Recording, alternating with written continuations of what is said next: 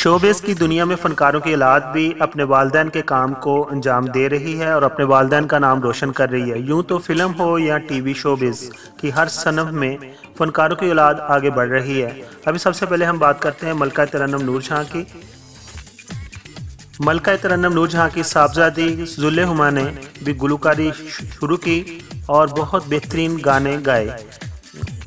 ज़ुल्ले हुमा 21 फरवरी 1944 को लाहौर में पैदा हुई हैं। ज़ुल्ले हुमा ने ज़्यादातर जो गाने हैं अपनी वालदा के गाए हुए गाए हैं और उनके फ़न को ज़िंदा रखा, लेकिन उन्हें भी कुदरत ने ज़्यादा ज़िंदा रहने का मौका नहीं दिया और 16 मई 2014 को वो लाहौर में उनकी वफ़ात हो गई। लेकिन उनके बेटे अहमद अली भट्ट, जो कि नामवर फ़िल्म और टेलीविज़न के अदाकार हैं, अभी उन्होंने इस फ़न को आगे रखा है, लेकिन वो गायकी नहीं करते बल्कि वो अदाकारी के शोबे से वाबस्ता हैं। मलका पखराज 1912 में जम्मू कश्मीर में पैदा हुई हैं। गज़ल और फोक गायकी में उनका अपना एक नाम है।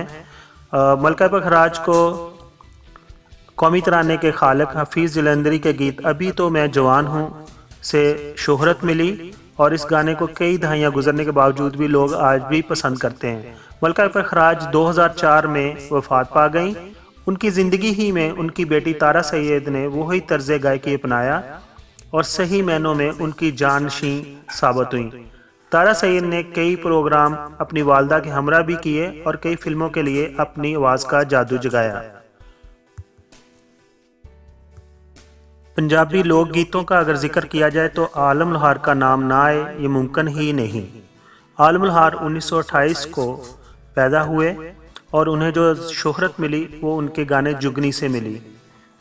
आलम लोहार 1979 में एक हादसे में जाँ बहक हो गए, तो उसके बाद उनके फ़न को आगे आरिफ लोहार ने बढ़ाया। आरिफ लोहार 1966 को पैदा हुए। आरिफ लोहार स्टेज से लेकर मुख्तलिफ प्रोग्रामों में अपनी सलाहियतों से उन्होंने साबित किया कि वो न सिर्फ अपने वालिद के नक्शे कदम पर चल रहे हैं बल्कि मौजूदा दौर के तकाज़ों को भी पूरा कर रहे हैं। अब वो कई मुल्की और गैर मुल्की प्रोग्रामों में अपने फ़न का मुजाहरा कर चुके हैं।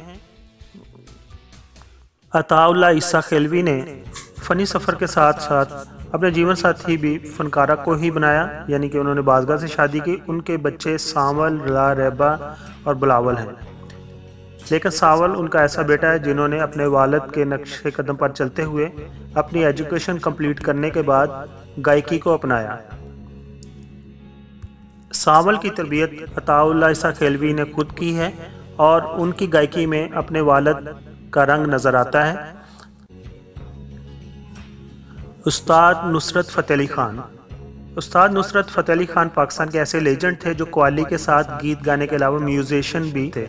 आप 13 अक्टूबर 1948 को फैसलाबाद लायलपुर में पैदा हुए हैं। उस्ताद नुसरत फ़तेह अली ख़ान ने न सिर्फ पाकिस्तान बल्कि यूरोप, जापान सब जगह पर उनको बहुत सुना जाता है और इंडिया में भी उन्होंने बहुत ज़्यादा काम किया और उनके गाने बहुत पॉपुलर हुए।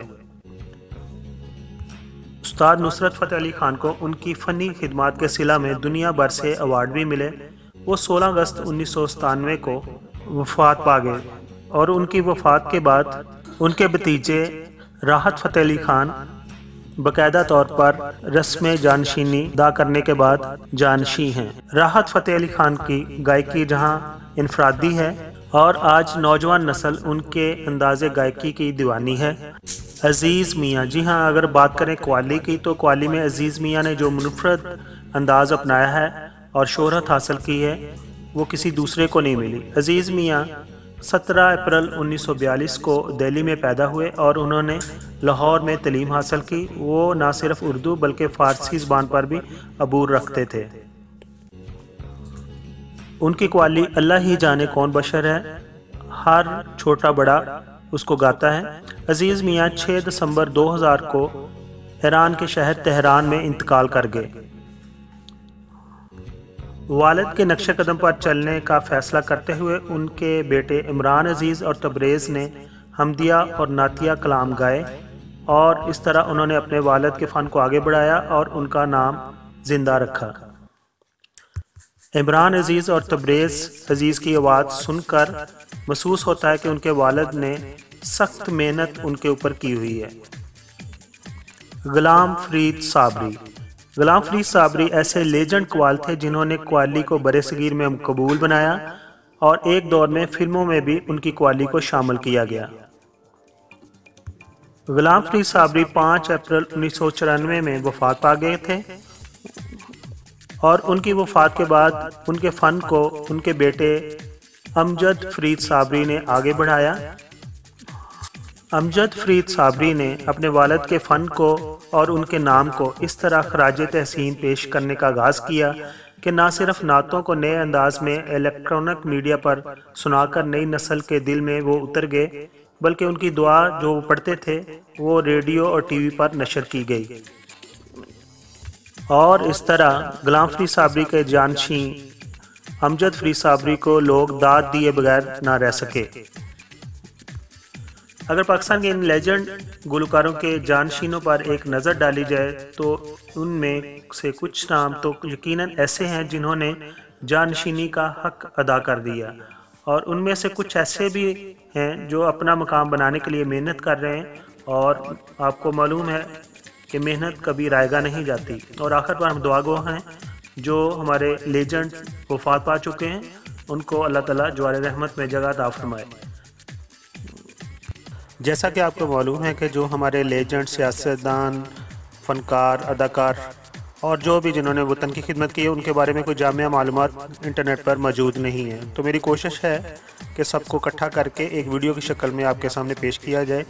और अगर आपको ये मेरी काविश पसंद आई हो तो प्लीज़ मेरे चैनल को सपोर्ट कीजिए और इसको सब्सक्राइब कीजिए। Thank you so much.